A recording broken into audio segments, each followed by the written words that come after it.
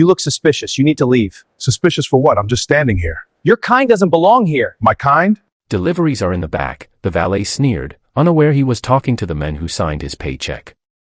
Julius Douglas, retired champion and hotel owner, went undercover in a plain black tee.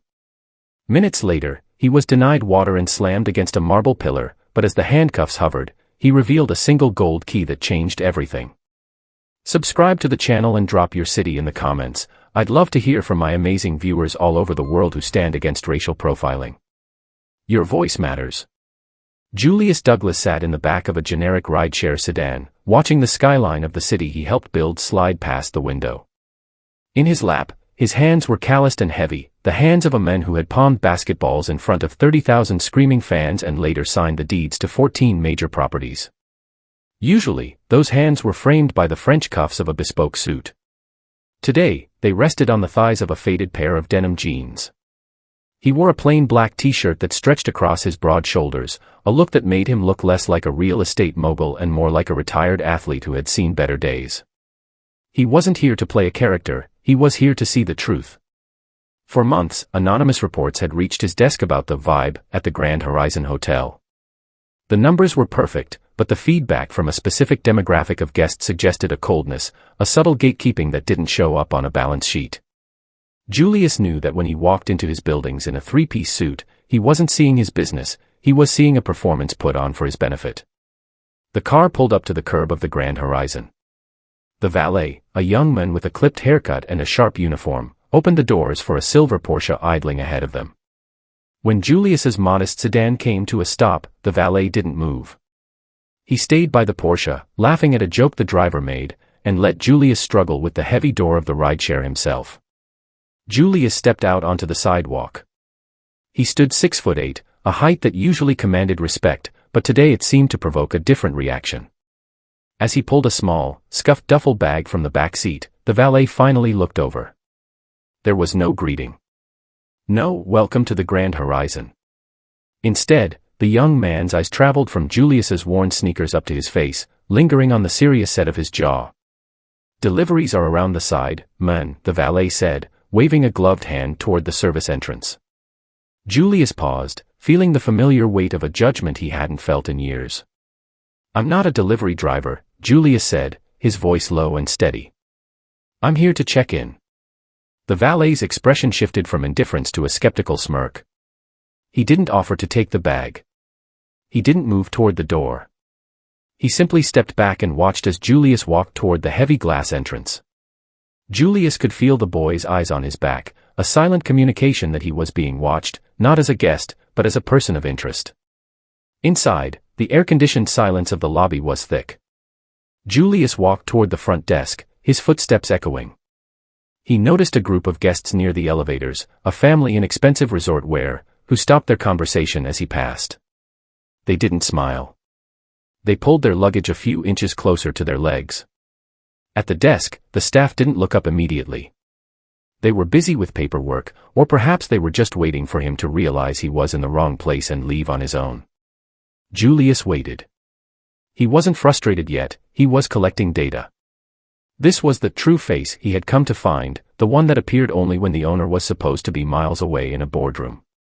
He leaned his large frame against the counter, observing how the staff avoided eye contact, and realized that his humility check was about to become the most expensive lesson his management team would ever learn.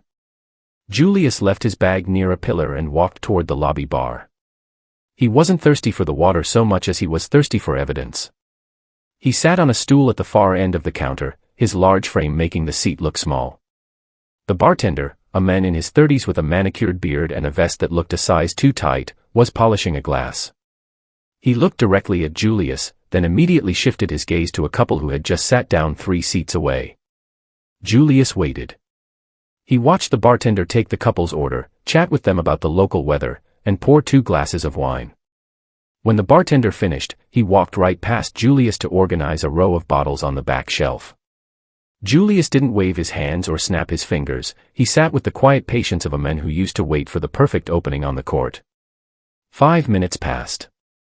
A businessman in a suit sat down on Julius's other side. The bartender was there in seconds. "What can I get for you, sir?" he asked with a bright, practiced smile. "Just a scotch," the man said.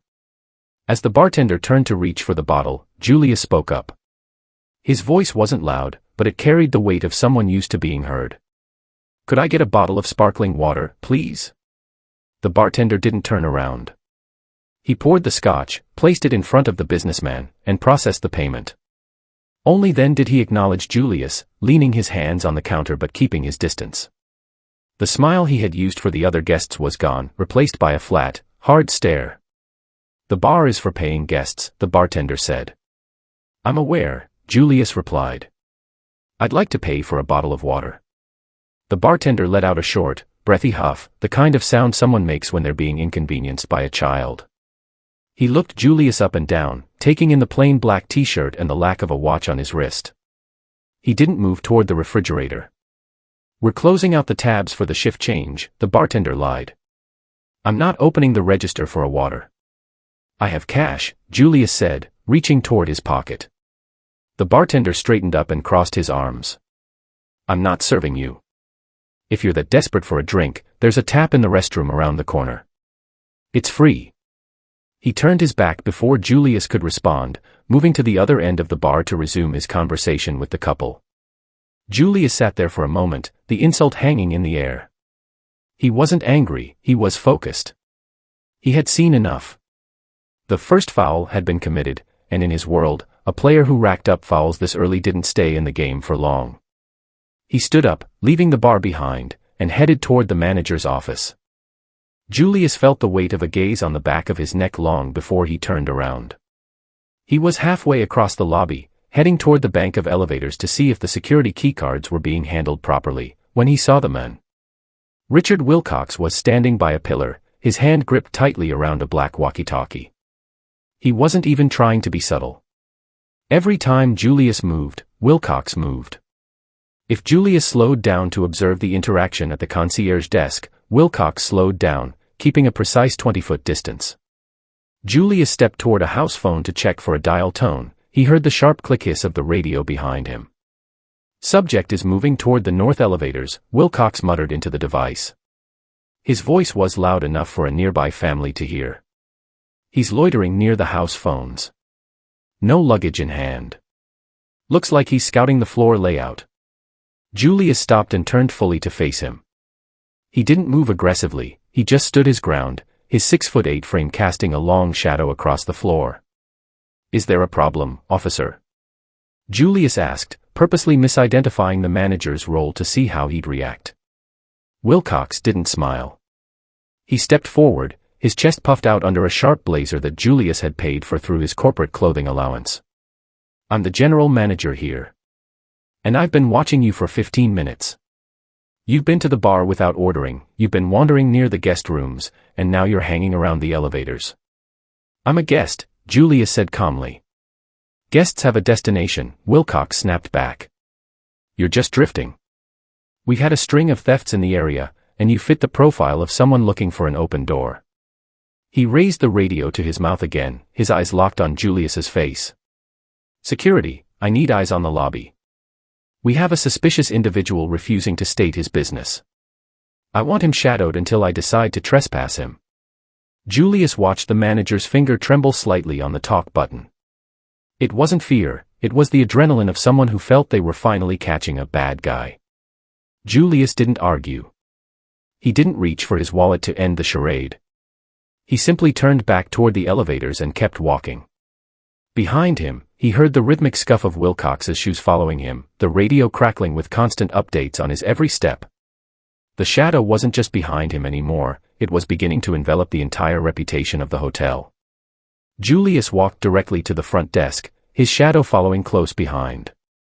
Richard Wilcox didn't return to his station behind the counter. Instead, he stood off to the side, leaning against a pillar with his arms crossed, watching the interaction like a predator waiting for a mistake. The woman behind the desk looked at Julius, then looked at Wilcox, who gave her a sharp, barely visible shake of the head. "I'd like to check in," Julius said. He kept his voice low, matching the professional atmosphere he had once mandated for this brand. "The name is Douglas. I have a reservation for the executive suite." The clerk didn't touch her keyboard. She didn't ask for his confirmation number. She simply rested her hands on the counter and looked past him.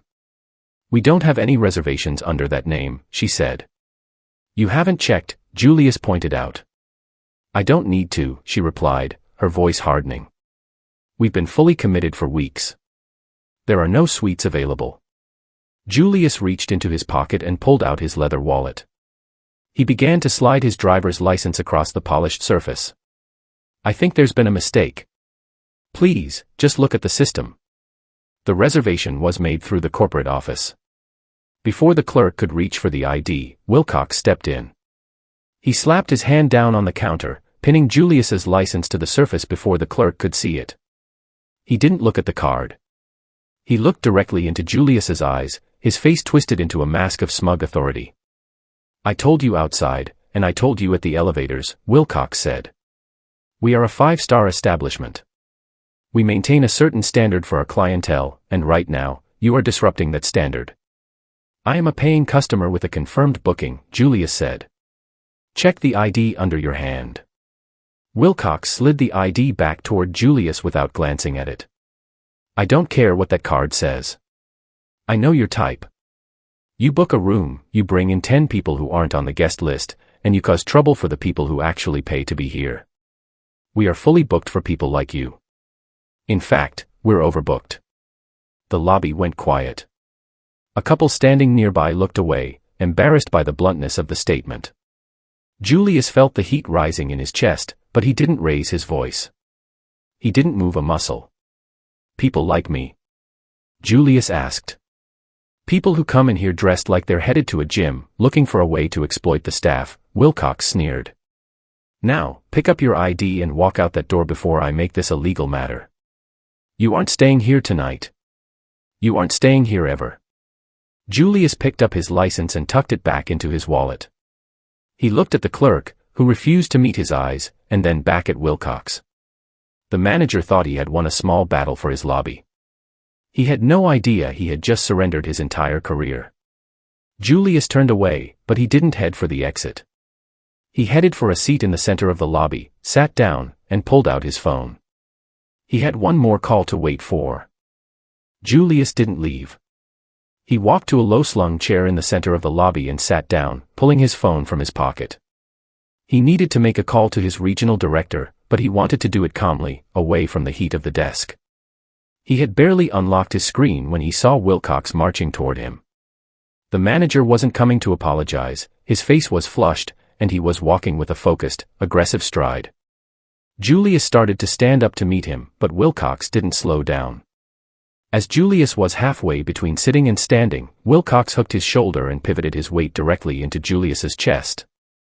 It was a deliberate, hard bump, the kind of cheap foul Julius used to see from desperate defenders who knew they couldn't win on skill. The impact sent Wilcox stumbling back a step, but Julius remained as steady as a mountain. Wilcox immediately clutched his own shoulder, his eyes wide, and let out a sharp, piercing shout that cut through the lobby's ambient music. "He's laying hands on me. Security. He's attacking me." Wilcox's voice carried a manufactured panic that set the entire room on edge. 2 security guards, who had been hovering near the entrance, broke into a run. Guests at the check-in counter spun around, their faces filled with alarm. Wilcox backed away, pointing a trembling finger at Julius, who simply stood there with his hands visible and empty. "Get him down." Wilcox screamed, his voice cracking. "This intruder just assaulted a member of staff. I want him restrained immediately." One of the guards, a man half Julius's size, reached for his baton. Julius didn't flinch. He didn't raise his fists. He knew exactly what Wilcox was doing. The manager was creating a crime where there was only a presence. He was using the oldest trick in the book, framing the victim as the aggressor to justify the force he'd been itching to use since Julius stepped off the sidewalk. "I haven't moved," Julius said, his voice a stark, low contrast to Wilcox's hysterics. "You walked into me, Richard. The cameras in the ceiling saw it, and so did every guest in this room. Shut up." Wilcox yelled, looking to the growing crowd of witnesses for support. "He's threatening me again. Can't you see how aggressive he's being? He's a danger to the guests." The guards moved in, flanking Julius. The air in the lobby turned cold and heavy. Julius felt the familiar rush of adrenaline he used to feel before a championship tip-off, but he channeled it into absolute stillness. He knew that any sudden movement, any defensive reflex, would be the excuse Wilcox needed to turn this into a tragedy. He stayed silent, watching Wilcox fumble for his radio, the manager's smugness now replaced by a dangerous, desperate high. Wilcox didn't wait for the security guards to act. He pulled his personal cell phone from his blazer pocket, his thumb stabbing at the screen with frantic energy. He backed away toward the front desk, keeping his eyes locked on Julius as if he were staring down a wild animal. He wanted the lobby to see his fear, he wanted the guests to believe he was a man under siege. "Yes, I need emergency assistance at the Grand Horizon," Wilcox said, his voice rising to a staged, trembling pitch. He spoke loudly, ensuring the nearby guests and the guards could hear every word. "We have a violent individual in the lobby. He's already assaulted me. He's massive, aggressive, and he's refusing to leave." Julius stood perfectly still. He didn't interrupt. He didn't try to snatch the phone. He simply watched the manager manufacture a life-threatening crisis out of thin air. "No, he doesn't have a weapon visible, but he's using his size to intimidate staff and guests," Wilcox continued, his eyes darting to the crowd to gauge their reaction. "He's acting erratically. I think he's scouting the property for a robbery. Please, send units immediately. I'm losing control of the situation." Wilcox hung up and looked at the two security guards. "Don't let him move an inch. If he reaches for his pockets, take him down. I've told the dispatcher he's a high-priority threat." The guards shifted their weight, their hands hovering near their belts. One of them, a younger man named Miller, looked at Julius's face and then back at Wilcox. He seemed to be looking for the violence Wilcox had described, but all he saw was a calm man standing with his hands open at his sides. Still, the manager's words carried the weight of authority. Miller stepped closer, his boots squeaking on the floor. "Sir, you heard him," the guard said. "Keep your hands where we can see them." "I've been keeping them here," Julius said quietly. "I'm not the one shouting, and I'm not the one lying to the police. Don't listen to him." Wilcox barked from behind the safety of the counter. "That's how they do it. They act calm until they snap. I want this lobby cleared. Move the guests back for their own safety." Wilcox began ushering a family away from the elevators, playing the role of the protective hero. He was doubling down, building a narrative so thick that by the time the police arrived, the truth wouldn't even matter. He wanted a high-intensity response because he knew that once the sirens started, nobody would ask the suspicious man for his side of the story. Julius stayed in the center of the storm, the silence of his composure the only thing standing against Wilcox's loud, calculated lies. The sirens cut through the lobby's forced quiet before the lights even hit the glass doors. Blue and red strobes pulsed against the walls, turning the high-end entryway into a crime scene. 3 officers burst through the doors, their heavy boots thumping with a rhythm that signaled immediate escalation. Richard Wilcox was already at the edge of the carpet, waving them in with frantic, sweeping motions. "There. That's him," Wilcox shouted, his voice cracking with a performance of terror. "The one in the black shirt. He's been aggressive, he won't leave, and he's already struck me." The officers didn't stop to ask questions. They moved in a tactical semicircle, hands hovering near their holsters. The lead officer, a man with a thick neck and a face like granite, pointed a finger at Julius's chest. "Hands up. Turn around. Do it now." Julius didn't argue. He knew that in this moment, his height and his shoulders were being weaponized against him by the manager's lies. He raised his large, calloused hands slowly, keeping his fingers splayed so they could see he was empty-handed. He turned around, facing the very pillar he had personally inspected in a quarry 3 years ago to ensure its quality. An officer grabbed his wrist with a jarring yank, spinning him and slamming his chest into the cold stone. The impact forced the air from Julius's lungs. He felt the rough texture of the pillar against his cheek, the same pillar he had spent $40,000 on to welcome guests into a space of safety. Now, it was a restraint. "Spread your feet," the officer barked. Julius obeyed, staring at the blurred faces of guests who had gathered in a semicircle. Dozens of smartphones were held high, their lenses reflecting the flashing police lights. He could hear the whispers, "Is he a robber? Did you see what he did to the manager? Wilcox stood just behind the police line, a smug, satisfied grin tugging at the corners of his mouth. He looked at the guests, then back at Julius, his eyes gleaming with the triumph of a man who had successfully purged his lobby of an inconvenience. "Watch out, officers," Wilcox added, loud enough for the recording phones to catch. "He's a big one. He thinks he owns the place just because he walked in the door." The handcuffs came off the officer's belt with a metallic ring. Julius felt the first cold loop of steel touch his skin. He didn't struggle, but he closed his eyes for a second, feeling the absolute weight of the injustice. The blue wall was up, built on a foundation of Wilcox's lies, and for a moment, the man who owned the entire block was just another body being pressed against the stone. He waited for the click, knowing that the louder the silence became, the harder the truth would eventually hit. The lead officer's knee was pressed into Julius's calf, and the first metal cuff was ratcheting shut when Julius spoke. His voice wasn't a plea, it was a command, delivered with the absolute calm of a man who had already seen the end of the game. "Sergeant, stop," Julius said. "Before you close that second cuff, look at the manager. Look at how hard he's smiling." The officer paused, the metal teeth of the restraint hovering over Julius's left wrist. He looked up and saw Richard Wilcox. The manager was indeed beaming, his chest puffed out, enjoying the theater of the arrest. Something about the sheer gleam of satisfaction on Wilcox's face didn't sit right with the officer's years of experience on the street. "I don't care about his smile," the sergeant muttered, though he loosened his grip. "He says you assaulted him." "He's lying," Julius said, turning his head as much as the pillar would allow. "And if you finish that arrest without doing your due diligence, your department is going to be part of the largest civil lawsuit this city has seen in a decade. Go into that office behind the desk. On the wall is the original deed of the Grand Horizon. Look at the signature of the primary stakeholder." Wilcox stepped forward, his face suddenly pale. "Don't listen to him. He's just trying to stall. He's a loiterer, a nobody." Julius didn't look at Wilcox. He reached slowly into the small hidden pocket of his denim jeans. The officers tensed, one of them reaching for a taser, but Julius moved with agonizing slowness. He pulled out a single, heavy gold-plated key attached to a small, encrypted black fob.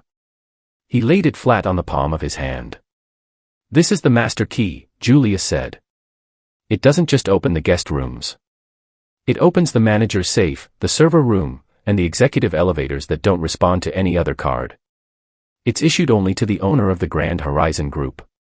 The sergeant took the key. He looked at the intricate crest engraved on the gold surface, the same crest that was etched into the glass of the front doors.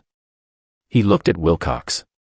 The manager was no longer smiling, he was sweating, his eyes darting toward the office door as if he were looking for an exit. "Check the ID in my wallet," Julius continued. "Julius Douglas. Then go look at that deed. I'll wait right here." The sergeant handed the key to his partner and walked behind the counter. Wilcox tried to block his path, stammering about private property and security protocols, but the officer pushed past him into the office. The lobby went deathly silent. The guests lowered their phones, the air thick with a sudden, realization-heavy tension. 30 seconds later, the sergeant walked back out. He wasn't carrying the deed, but his entire posture had shifted. He walked straight to Julius and signaled his partner to release the cuff. "Mr. Douglas," the sergeant said, his voice now hushed and respectful. "I apologize. My office has seen the paperwork." Julius rubbed his wrist, the red mark of the steel fading against his skin. He stood to his full height, towering over the officers and the now trembling manager. He took his master key back and turned toward Richard Wilcox. The game was over, and the scoreboard was about to be cleared. The moment the handcuffs were fully removed, the air seemed to vanish from Richard Wilcox's lungs. His face transitioned from a frantic red to a ghostly, hollow gray. He didn't wait for Julius to speak, he collapsed. His knees hit the floor with a dull thud, and he reached out as if to grab the hem of Julius's jeans before pulling his hands back in shame. "Mr. Douglas, please," Wilcox sobbed, his voice high and thin. "I didn't know. I was trying to protect the property. I thought. I made a mistake, a terrible mistake. Please, I have a family. I've worked 10 years to get to this position. Give me a second chance. I can make this right. I'll do anything. Julius looked down at the men groveling at his feet. There was no joy in the sight, only a profound sense of exhaustion. You aren't sorry you did it, Richard, Julius said, his voice echoing through the silent lobby. You're sorry you did it to me. If I were the men you thought I was, the suspicious men with no power, you'd be at home right now having a drink, celebrating how you cleaned up your lobby. That's not a mistake. That's who you are. Julius turned to the sergeant. He filed a false police report and used your officers as a personal tool for harassment. I want him off my property. Now. The same officers who had pinned Julius against the pillar now grabbed Wilcox by the arms. The manager didn't fight back, he went limp, weeping and pleading for mercy as they marched him toward the glass doors. The guests watched in a heavy, contemplative silence as the man who had demanded order was escorted out in the very chaos he had created. Julius didn't go to his suite. He walked behind the front desk. The clerk who had refused to check his ID was backed into a corner, trembling. Julius didn't fire her, not yet. He picked up the house phone and dialed the extension for every department head in the building. Lobby. 5 minutes, was all he said. When the staff gathered, a dozen men and women in crisp uniforms standing before a man in a plain black t-shirt, Julius didn't yell. He stood on the bottom step of the grand staircase so he could see everyone. Today, you saw a man get arrested for standing still, Julius told them. You saw it because you were trained to look for suspicious behavior instead of looking for guests. From this moment on, the Grand Horizon doesn't have a standard for how people look. We have a standard for how people are treated. He announced the immediate implementation of the Douglas Dignity Initiative. Every manager would undergo the same blind test he had just performed, and any staff member found prioritizing optics over humanity would be gone before the end of their shift. I bought this hotel with money I earned by playing as a team, Julius concluded. If you can't play on a team that includes everyone, you're in the wrong league. He walked back to the pillar where he had been restrained and placed his hand on the stone. It was still cold. He knew the building was his, but as he looked at the staff's humbled faces, he knew the work of actually owning it had only just begun. He didn't need a suit to change the world, he just needed the truth, and for the first time in a long time, the Grand Horizon was finally open for business. Julius Douglas didn't just save his hotel that day, he reclaimed it. By stripping away the suit and the security detail, he exposed a rot that no amount of marble or gold could hide. Richard Wilcox learned the hard way that authority isn't a weapon for exclusion, it's a responsibility to serve. The Douglas Dignity Initiative began as a local fix, but it quickly became the gold standard for hospitality nationwide. Julius proved that true power doesn't come from the title on your business card, but from the integrity you show when you think no one is watching. He remains a champion, not for the trophies in his case, but for every guest who now walks through those glass doors knowing they belong. If you enjoyed this story of justice and true leadership, don't let the conversation end here. Hit the like button if you believe character matters more than clothes, and subscribe to the channel to catch more incredible stories of people standing up for what's right. Turn on notifications so you never miss a moment of the action.